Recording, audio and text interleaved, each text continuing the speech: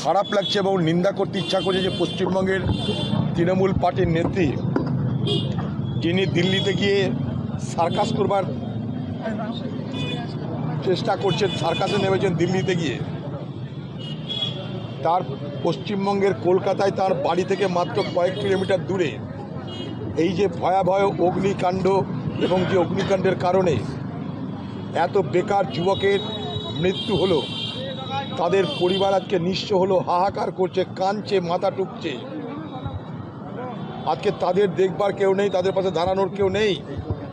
পশ্চিমবঙ্গের মুখ্যমন্ত্রী যিনি গরিব মানুষের ভোট নিয়ে বাংলার মানুষের সহানুভূতি আদায় করে বাংলার মানুষের সমর্থন নিয়ে ক্ষমতায় এলেন, আজকে সেই বাংলায় দরিদ্র পরিবারের মানুষেরা যখন অগ্নিদগ্ধ হয়ে নিখোঁজ হয়ে যান, তাদের দেহ অংশ খুঁজে পাওয়া যায় না, তাদের কোনো চিহ্ন খুঁজে পাওয়া যায় না, তাদের পরিবারের সে হাহাকার দেখেও বাংলার মুখ্যমন্ত্রী সদয় হয় না, তার হৃদয় ভিত্তিতে কোনো অনুভূতি জাগে না।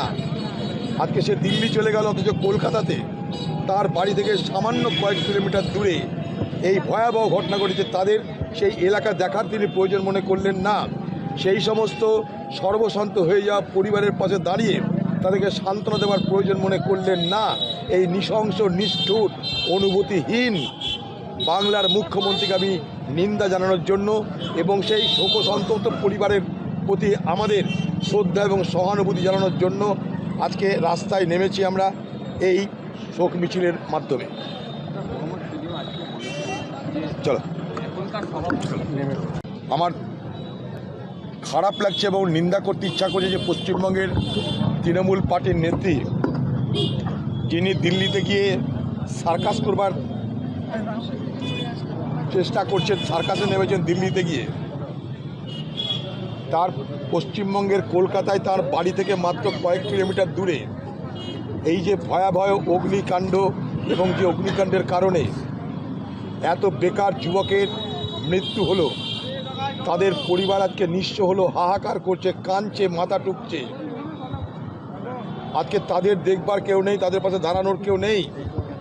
পশ্চিমবঙ্গের মুখ্যমন্ত্রী যিনি গরিব মানুষের ভোট নিয়ে বাংলার মানুষের সহানুভূতি আদায় করে বাংলার মানুষের সমর্থন নিয়ে ক্ষমতায় এলেন, আজকে সেই বাংলায় দরিদ্র পরিবারের মানুষেরা যখন অগ্নিদগ্ধ হয়ে নিখোঁজ হয়ে যান, তাদের দেহ অংশ খুঁজে পাওয়া যায় না, তাদের কোনো চিহ্ন খুঁজে পাওয়া যায় না, তাদের পরিবারের সে হাহাকার দেখেও বাংলার মুখ্যমন্ত্রী সদয় হয় না, তার হৃদয় ভিত্তিতে কোনো অনুভূতি জাগে না। আজকে সে দিল্লি চলে গেল, অথচ কলকাতাতে তার বাড়ি থেকে সামান্য কয়েক কিলোমিটার দূরে এই ভয়াবহ ঘটনা ঘটেছে। তাদের সেই এলাকা দেখার তিনি প্রয়োজন মনে করলেন না। সেই সমস্ত সর্বশান্ত হয়ে যাওয়া পরিবারের পাশে দাঁড়িয়ে তাদেরকে সান্ত্বনা দেওয়ার প্রয়োজন মনে করলেন না। এই নৃশংস, নিষ্ঠুর, অনুভূতিহীন বাংলার মুখ্যমন্ত্রীকে আমি নিন্দা জানানোর জন্য এবং সেই শোকসন্তপ্ত পরিবারের প্রতি আমাদের শ্রদ্ধা এবং সহানুভূতি জানানোর জন্য আজকে রাস্তায় নেমেছি আমরা এই শোক মিছিলের মাধ্যমে। চলো।